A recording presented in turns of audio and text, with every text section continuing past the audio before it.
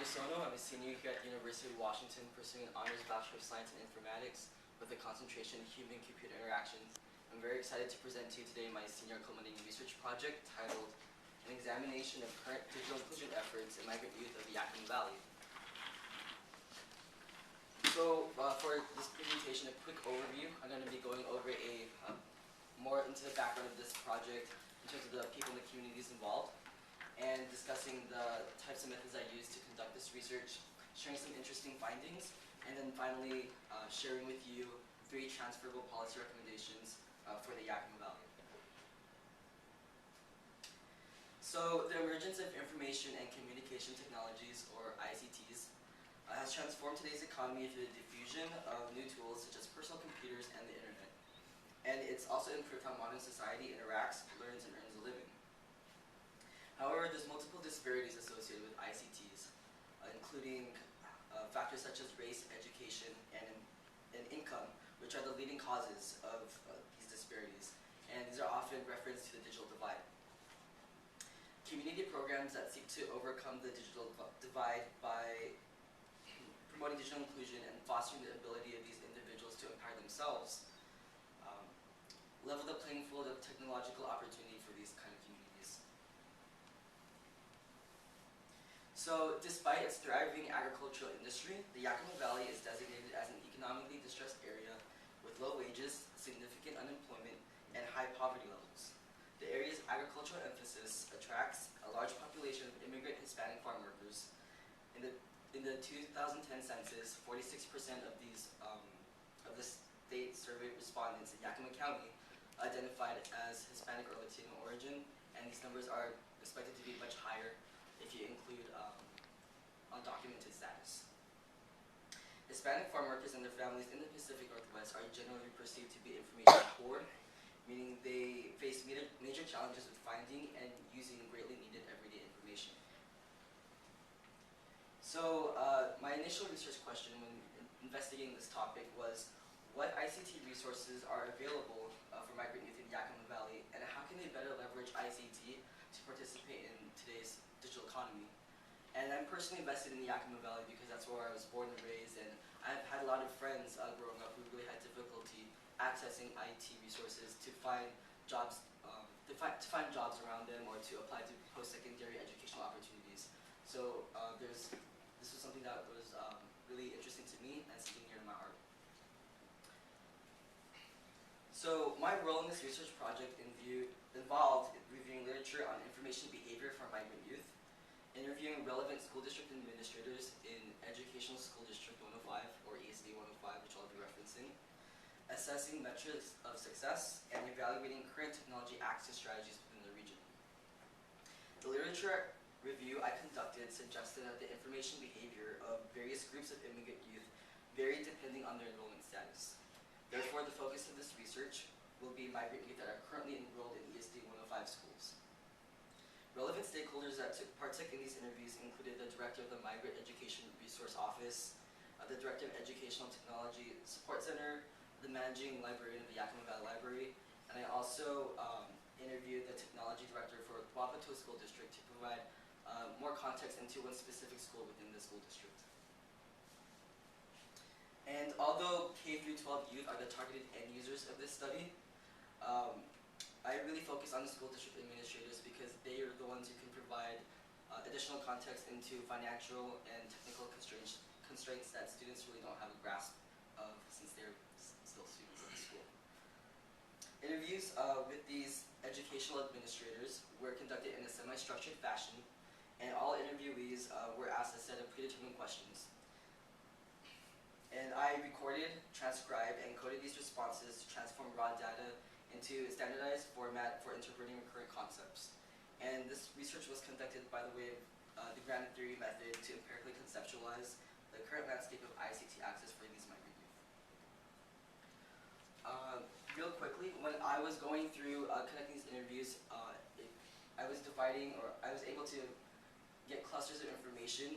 I had access to a lot of aggregate data, but I think what was most important or most interesting was the data I've been finding about the people themselves and the technology that they're interacting with and that's integrated in schools.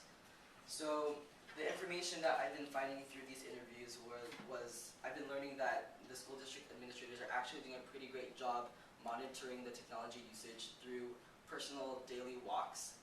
So these school district administrators, they complete about 100 walks per month, just going classroom to classroom, going through each computer lab, each physical education facility, and they're doing this to make sure that these facilities are not over or underutilized.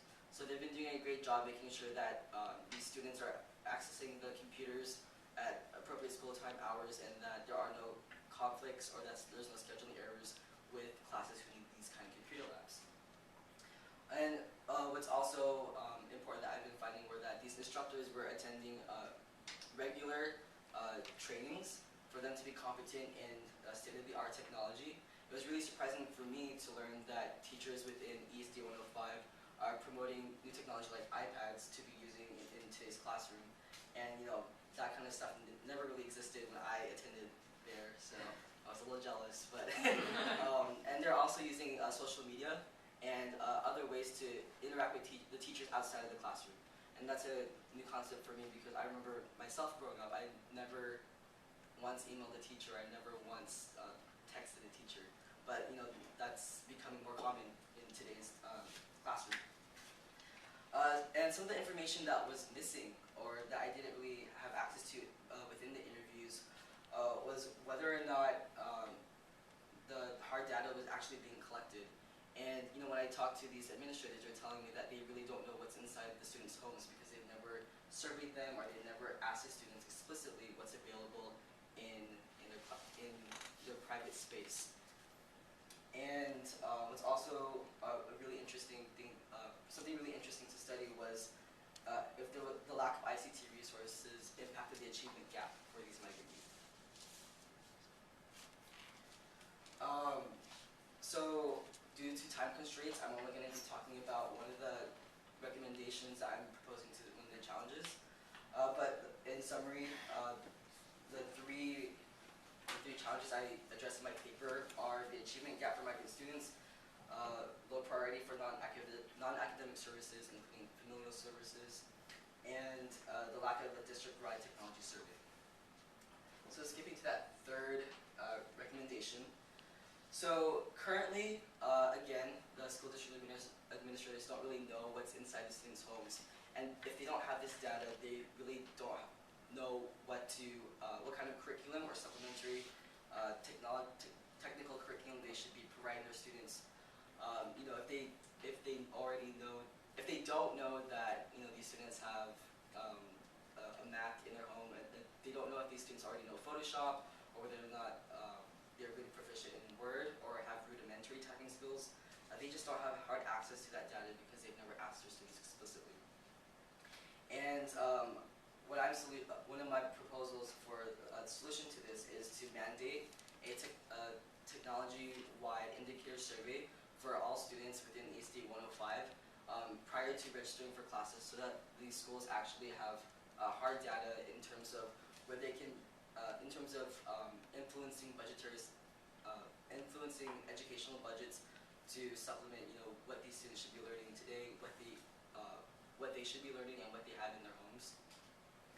Also, it's important for the survey to collect data on residential use of broadband and cable television. This is just another key performance indicator of where students are in terms of where they're receiving their news, their information, how often they watch television, if at all. And another important priority is to inform low-income families within the reservation about low-cost options that are available for high-speed internet. Because again, if these children if they don't have access to internet, then they're really cutting themselves short on educational or employment opportunities for tomorrow. So I plan to propose my final report to the school board of ESD 105 within a couple weeks. And I plan on suggesting the school board to run a pilot technology indicator survey so that they can have hard data to see where these children on the reservation are, what resources they have, and what additional resources the school can supplement them with. And if you want to get involved with the conversation online, hashtag ICTD for Information Communication Technology and Development. And I'd like to acknowledge my faculty mentors and the following programs for funding this research project.